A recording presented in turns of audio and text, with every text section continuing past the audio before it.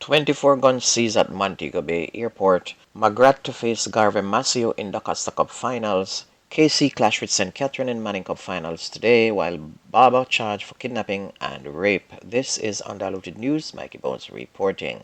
A high-level probe is underway into the seizure of several guns and ammunition at the Sangsters International Airport in St. James. It's reported that 24 guns and 200 rounds of ammunition were allegedly found last Friday in the luggage of a man who arrived from Florida in the United States. Some of the firearms were reportedly dismantled. The passenger, whose name is being withheld, was held at the airport while going through customs.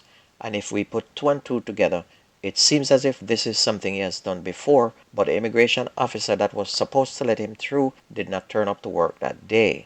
But then you have to wonder, how was he able to get through customs in Florida? Because even if I carry a toothpaste in my luggage, customs search it. So who is allowing him to pass through in Florida, and who is allowing him to pass through in Jamaica? The customs officers have to be involved.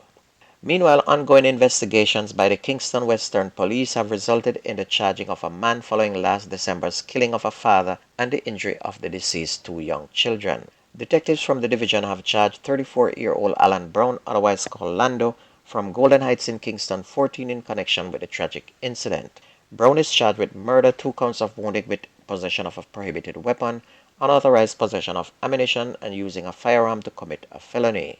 He was charged for an incident on December 6 of 2023 in which the now deceased 55-year-old Mark Mackenzie was shot dead at his home on Upper Oxford Street in Kingston 14.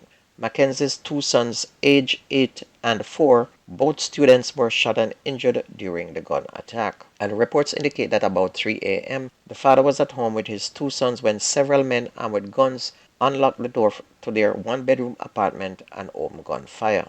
The father was hit in the head and upper body, while the children received gunshot wounds to their legs. Police assisted all 3 to Kingston Public Hospital, where the father was pronounced dead.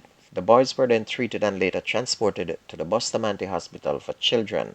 And following continuous investigations, the accused was held last month and charged after he was positively identified during an identification parade. A 21-year-old man was sentenced to prison after he was found guilty in the gun court yesterday. Tavare Fairley, otherwise called Tab, from 4th Street in Kingston, appeared before the court on charges of unauthorized possession of a prohibited weapon and unauthorized possession of ammunition. High Court Judge Justice Claes Wilshire sentenced Fairley to 15 years imprisonment on the firearm charge, and he should serve 10 years before he is eligible for parole. On the ammunition charge, Fairley was also sentenced to 15 years before he is eligible for parole. The judge then ordered that the sentence were to run concurrently. A 29-year-old Manchester woman has been charged with firearm offense after handing over a gun to police during a November 29th search. Charged with possession of a prohibited weapon and unauthorized possession of ammunition is Anisha Marshall, otherwise called Chrisan, of Craighead, Christiana in Manchester. Reports from the Mandeville Police are that about 7:20 a.m., a police team carried out an operation on premises occupied by Marshall, and during the operation, Marshall reportedly handed the police a bag which contained a 9mm pistol with magazine affixed containing 5 9mm cartridges. She was then subsequently arrested and charged, and her court date is now being arranged. The St. Anne police have arrested and charged a 49-year-old Barber following a kidnapping and sexual assault in the parish between November 6 and 7. Willis James of Enfield in St. Anne was charged with rape, abduction, grievous sexual assault, and robbery with aggravation. Reports indicate that about 8 p.m. on November 6, a woman was walking along the main road in Mount Olive when James, who was driving a Toyota Fielder motor car, brandished a knife and told her to enter the vehicle. And it's alleged that James took the woman's phone before driving onto a lonely road where he proceeded to assault her. Meanwhile, 3 people were shot by armed men sometime after 2 o'clock yesterday near Grants Pen. 2 of the victims were later pronounced dead at hospital, and a woman is among the dead.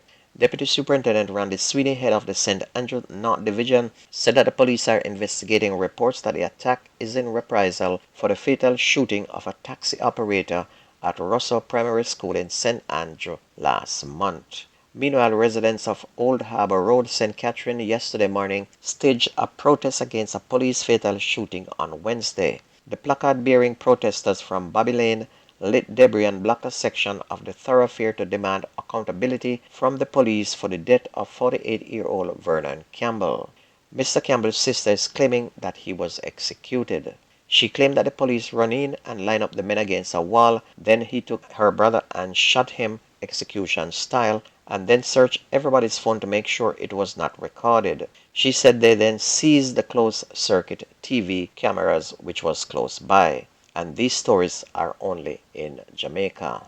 On to sports, and yesterday we brought news that Glenmore had beaten Garvey Maceo 4-2 in penalties to reach the Dacosta Cup finals. However, it was the other way around, with Garvey Maceo being the victor. So we do apologize for that wrong information. Now, how did I make that mistake? Well, I only use official sites for all my news and all my information. And the official website for schoolboys football is the ISA website, which is the governing football body in Jamaica, and their site up to last night still had the wrong information. I didn't check it this morning, but I'm sure it probably still has that wrong information. So if the official site have the wrong score and we don't see the game for ourselves, then we're definitely gonna bring the wrong information. Anyway, Garvey Maceo will now meet McGrath in the Dacosta Cup finals. McGrath, meanwhile, led by 4 goals from Shane Pusey, blew away first-time semi-finalist Ochoa 6-1 on Wednesday at the National Stadium. And it was 1-1 after 7 minutes, but the St. Catherine side took over from that point thanks to Farrell Tucker's 10-minute goal and Pusey's strike in the 22nd minute, the 48th minute, the 54th minute, and in the 90th plus 1. So this one youth scored 4 goals.